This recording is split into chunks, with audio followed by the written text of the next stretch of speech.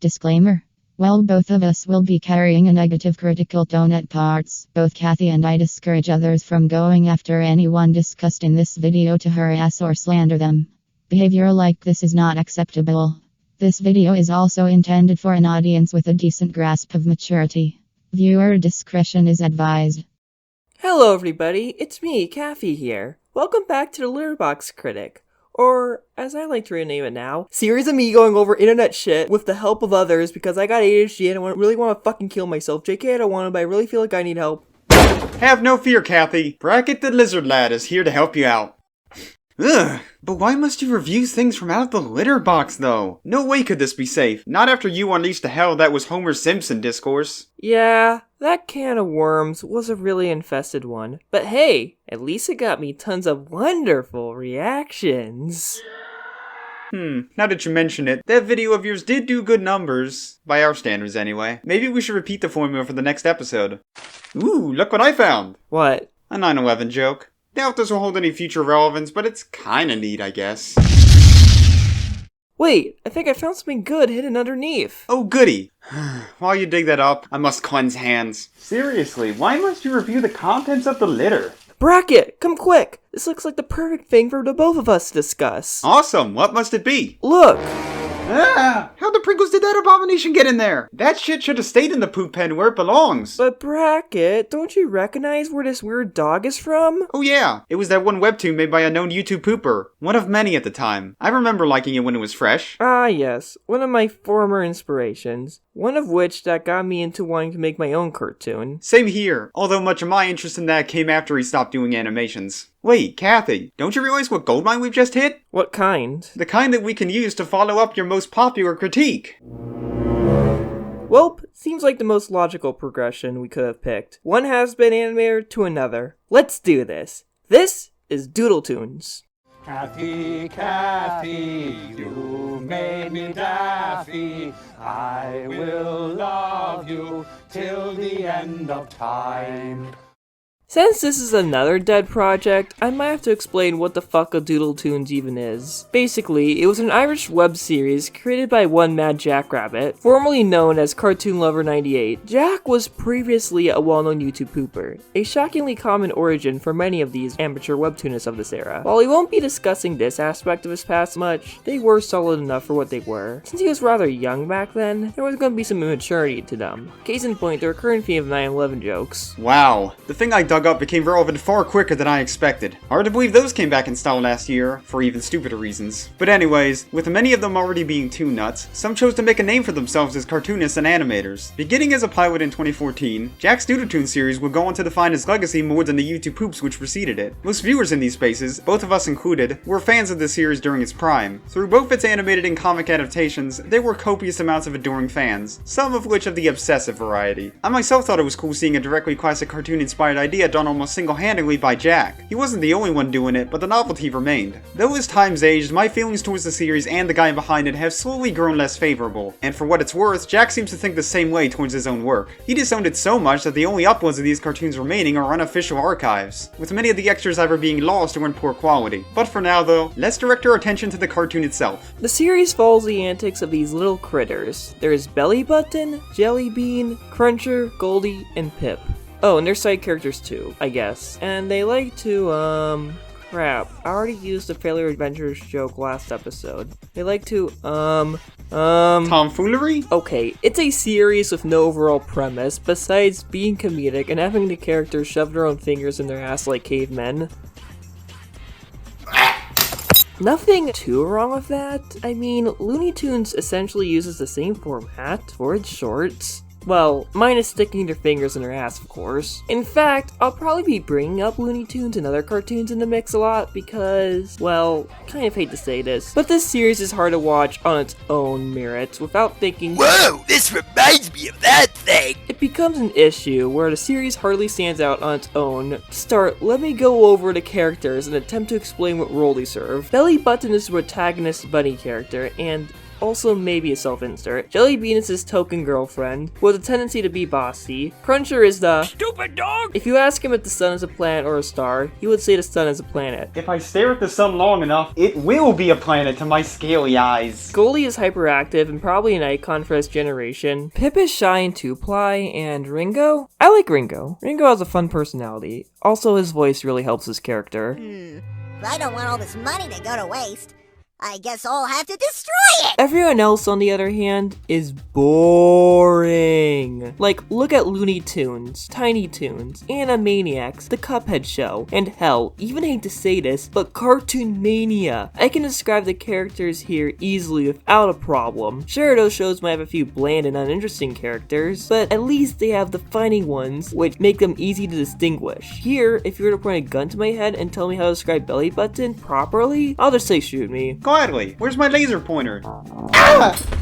Like, look, you don't need Better Call Saul levels of complex characters for your series to work, but they need to be memorable. Almost all these characters here amount to little more than toony archetypes. The character designs don't do them much favor, as they're all plain and one note, especially in their original incarnation. I guess the designs being cute and simple carries a certain charm that could make it work, but as they're presented here, they're derivative, like all of Cartoon Network's current lineup. The same adjective can be used to describe this show's brand of humor. Maybe this is a little harsh, but much of the jokes rely on blatant cartoon references, as he was still a YouTube pooper when this began. It seems natural that this style of humor made its way in. Unfortunately, it only further highlights the stock nature of the series. Besides this, a lot of the humor is standard slapstick gags, which would become the template for this kind of show. Sometimes this does work, but it's unremarkable in its execution. There's also occasional moments of attempted intellectual humor, which is honestly an easy trap for validating others' views more often than not. Again, some of these work, others don't. At the very least, it's got a hint of self-awareness. Self-awareness! Do you think a show like Dora would have self-awareness at all? The last major element is its animation, which is simultaneously interesting and uninteresting to cover.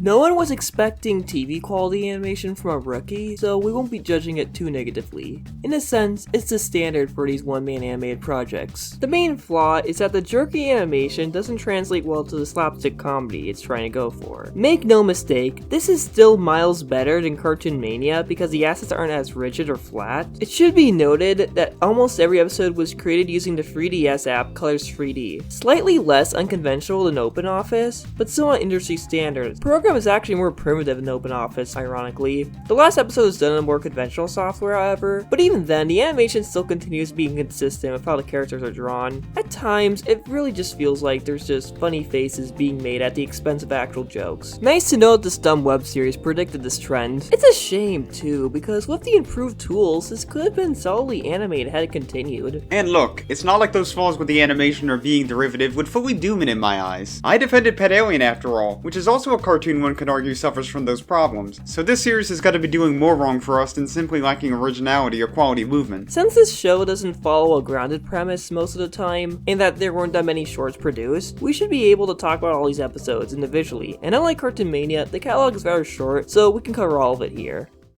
Voice auditions. I like this more than I should. Guess this is a part of me that likes animated mockumentaries. I mean, I really love Aardman's Creature Comforts, and I love the first Surf's Up movie. The first one. The second one sucks fat shit. But I feel like this episode does a good job at showcasing the characters and what they're like. The humor is, well, I'll discuss it later on, but the jokes here aren't necessarily groan-worthy. They're just fine. Rabbit for dinner. For a proper pilot introducing me into this wacky world, we just get Belly Button and Jellybean, and a cameo from Cruncher and Goldie. Not the best way to start your animated series if you ask me. From an animation aspect, it relies way too much on repeating frames, but otherwise looks fine, I guess. However, the humor here is some of the most predictable shit out there. Like, I can see this shit coming from miles away. A good example is a gag where Jelly Button is getting hurt, and she thinks Belly Bean did this shit on purpose, and I've seen this joke done better in so many other cartoons. While I don't want to be too mean regarding the very origins of this series, boys, this was a difficult episode to watch, to put it lightly. This short technically lacks dialogue, but in its place are tons of repetitive and overbearing wacky sound effects. No joke, this combined with the crude animation make it look more like a stereotypical cartoon parody the characters watch on TV in actual cartoons. I also find it confusing that one of the big jokes in this is Belly using a farting pig to chase the gluttonous kidnapper, when this released during a time when Ben Turug style whining about gross out and the like had influenced Jack himself along with his audience. Ironically enough, it's a gross double standard. Doug Walker is a national treasure though, please don't take that as a jab. Besides, many shows do struggle with their earliest offerings, so it should go uphill from here. Clocksucker. While this is a definite improvement from the pilot, meaning that it's not as reliant on obnoxious sound design and cookie crisp fueled energy, this does end up being more of a bore to watch unfortunately. Its pacing continues to be a mess, with some parts going too fast and others too slow. Mainly too slow. To show off how much of a problem the pacing actually is, the gag with the bowling ball crushing Cocky Cocky, which only lasts about 5 seconds, is followed up by a dragged out bit with a wrecking ball. Also once again, the gags themselves continue to be stock as all hell and lack the wit of many modern retreads of these classic tropes. Understandable since it is technically the first proper short, but still lacking in a reason to return. All I really have to say for this episode is that Belly Button was better off as a silent character. Like, his voice here is oddly filtered, and imagine using a weird voice filter for your character. Like, that won't ever get grading, am I right? Wink. Wink. While I don't fully agree with Kathy on Belly Button needing to be mute, the audio quality and weak performance from Jack himself doesn't help this short at all. I at least like the ending where Belly and Alarmy swap roles, but that's about it. Now that Belly Button's had his time in the spotlight, let's give it up to the ladies here. Here is Jellybean in Shut your bitch ass up! The jokes in this one are even more tiresome than before, as it tries really hard to reach the 7-minute mark, fuck. With overly long sequences, like a bear getting the shit kicked out of him, or the washing machine dying. The lamest joke in this episode is by far the game show host sequence, where Jellybean is crying and literally the only joke is that the game show host is making wacky faces, and him being voiced by High Guy Rules. Like, what the fuck is the punchline here? I'll tell you what the punchline is. Sensory overload and dumb cameos are a great substitute for actual comedy, and Jack clearly knows that. But yeah, much like with Clocksucker, this short really doesn't have the substance to warrant its runtime. Many Tom and Jerry and Looney Tunes shorts may have been simple, but they weren't this basic. Also, while watching this, I noticed something. Whoa, is that blackface, dude? No, this isn't blackface. I'm an actual demon. This made me realize something, but Smiling Friends in a way is Doodletoons done right. Like Doodletoons, it uses a lot of quirky, fast-paced humor, and is also a YouTuber passion project, but everything about that show screams Psychic Pebbles. No one else could make this show work like him. The humor here does not live up to Mad Jackrabbit's sense of humor that made his YouTube poops work at the time. For the most part here, he just plays it safe. Also, most importantly, Smiling Friends has more than one style of humor. What's in a name? Oh boy, Belly Button is back. This time though, he's not allowed to utter a single word after Cruncher jinxes him until someone else says his name. It's telling when the beginning of this cartoon features the characters watching a supposed parody of zany cartoons, despite this being an even zanier cartoon. Why does it have to be zany? The same issues are still present here, though it has some okay moments. The game show sequence here was the best part, but otherwise this episode still serves as flavorless jello. Don't think it's a positive when I can say the designs of the extra characters are more interesting than the mains. This not only applies to the host monkey Ringo, but even a few of the minimalist background extras. After all, they did squeeze Zinko into this one somehow.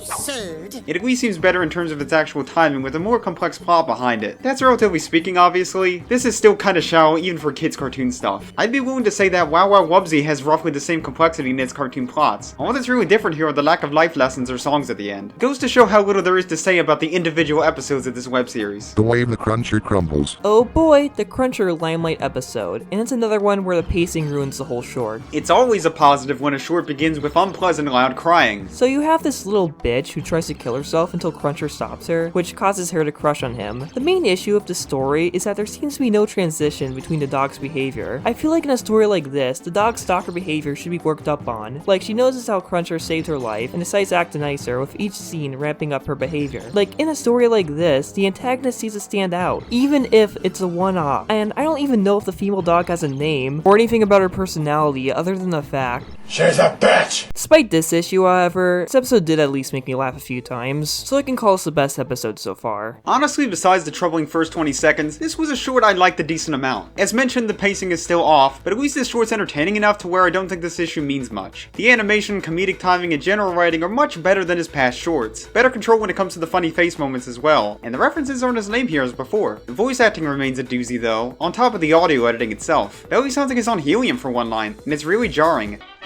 Okay. I am great audio. I am great audio editor. And as Kathy mentioned, it does feel like the Stalker Dog is underplayed since her crazed heights happen immediately after Cruncher saves her, and is practically absent for the rest. Other than that, it's the only short of the Colors 3D bunch that's actually worth a damn. It's solid slapstick comedy filler, but nothing too exciting, and that's honestly fine. Fast food follies. Goldie and Pip try and fail to court customers to buy from their food stand. The one Doodletoon short to be done with Toon Boom, and unfortunately it struggles a lot more in the visual department than much of the previous shorts. Despite the better tools and some improvement in terms of fluid movement, the art style can't seem to make up its mind on what it wants to replicate. Some parts are UPA, others are Hanna-Barbera, and the rest are poor loony imitations. Even the backgrounds call to mind the abysmal 67 art shorts with how sloppy and minimalist they are. But despite this, it at least does have some solid jokes and an alright enough premise to back them up. The ending with the army using their terrible food to fight military equipment is the highlight here. Goldie does seem dumber here than usual, which I guess is supposed to play off Pip being more of the straight man here. Not that bad, but I'll take the cruncher short. I should also bring this up, but around this time, Mad Jackrabbit has redesigned his characters, and they're mostly just slight tweaks. Some of them are fine, but then there's Pip. It's not in this episode, but I do not like Pip's redesign at all. Here, she looks like a bootleg Sanrio plush. Those tiny little eyes just do not work with nearly how the rest of the characters are drawn. But hey, at least that means she'd look the most normal on a Funko Pop. Monkey business. This might be the most challenging one to look at objectively, since unlike the other shorts, this one was never completed, as Jack didn't like the direction this cartoon was heading in, so all that was left was this very rough animatic, which is a form of animation. Get that for your extra thick skull! Kinda sad that this one never took off, however. As I said prior, Ringo is a memorable character, and his witty dialogue does add some charm here. I've actually never seen this animatic prior to doing this video. Such a fan I was, huh? But yeah, this was a short that had considerably greater potential than much of the other shorts which did get completed. Ringo's a true classic screwball here, which is something I'm a sucker for. Jack was definitely improving his skills as a cartoonist, even while still relying on tried and true formulas. Games? I love games!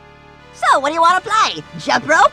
Red light? Tag? Hopscotch? Russian roulette? Hey, this has reminded me to watch more of Kylo. Oh yeah, that's another cartoon that probably accomplishes what this was trying to be quite a lot better, and that show was 3D animated. Also, the pacing's still all over the place in this short, and this does go on longer than it really warrants. Jack did say uncertainty with the script was one reason why it was left incomplete, so he probably thought so too. Still though, it's a shame nothing beyond this animatic came out of it. Maybe someone will finish the blueprint left behind, since with a rewrite and all, this could be a great short. Oh, and something else I should briefly mention are even shorter cartoons in this series, which Jack called Doodletoons Doodles. Essentially, these are more like gag-a-day newspaper comics, something Jack would end up doing himself. A few of these shorts are directly based on those as well. Aside from a decent one or two, these provide next to nothing of note. Animation and writing aren't flexed much at all here, relative to the main series. The only thing that kinda stands out is how two are themed on then topical subjects popular in the cartoon community. One's a dated jab at Mr. Enter fans, and the other is James Barkley's Guide to Love, through flatulence. Novel, I guess, but neither have held up well in the slightest. The former probably would have been better if it wasn't specifically outing one reviewer's fanbase, when this issue of brainwashing is present with most other influential reviewer audiences. The more popular the reviewer is, the more the issue is amplified. The latter guy though is as irrelevant as toothpaste, so it's not really worth caring about. These shorts also weren't very well preserved, judging by how one of the only archives of them has text overlaid at the start and end, along with an ugly editor watermark. Yeah, considering they're largely mediocre, it's not too great a loss. There were also two animation bait videos crossing the Doodle Tunes with the other semi-popular webtoon of its day, Mugman, although that offers even less to talk about. All it's really got now is how easy it is to call it poorly aged due to Mugman's appearance. Not just because that character has also been retired, but unless you were aware of it at the time, most would assume it was about Cuphead's sidekick. An unfortunate coincidence, that one. Although it's not like Doodle Tunes itself has aged nicely either.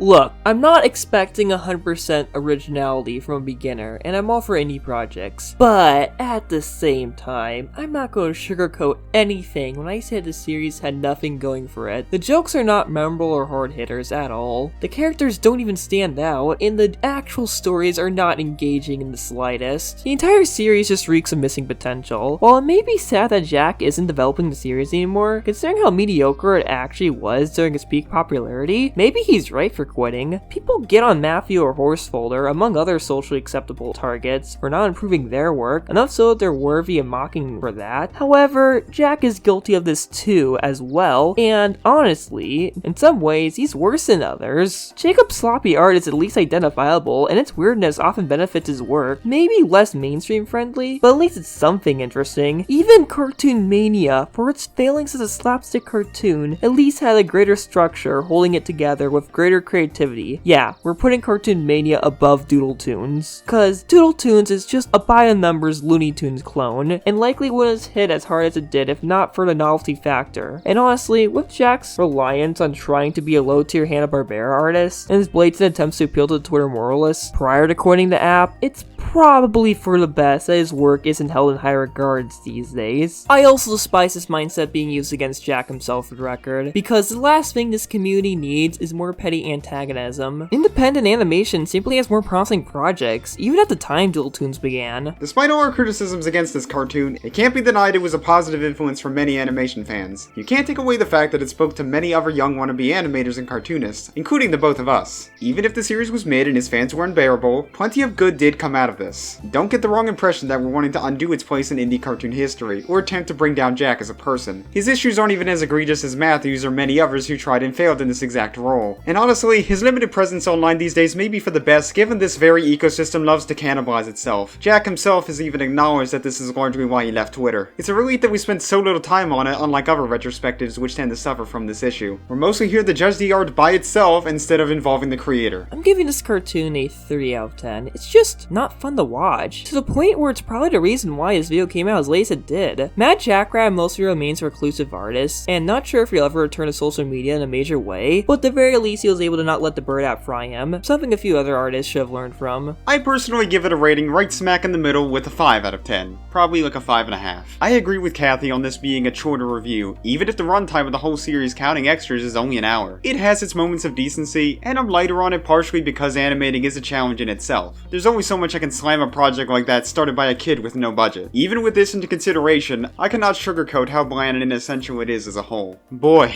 that was a lot less fun than I anticipated. Tell me about it, but at least we can say we finally got this one done. Yeah, let's just hope the weirdos who aren't super nostalgic for this aren't obnoxious enough we have to respond to them afterwards. Or the obsessive people on Twitter. Yeah, that'd really suck. Anyways, this marks the end of a review of another subpar webtoon of the 2010s, and I'll probably review something actually pretty good next time. I'm the Litterbox Critic. And I'm BracketNeutron. And we're both signing out. Shane Company, you have a friend in the diamond business.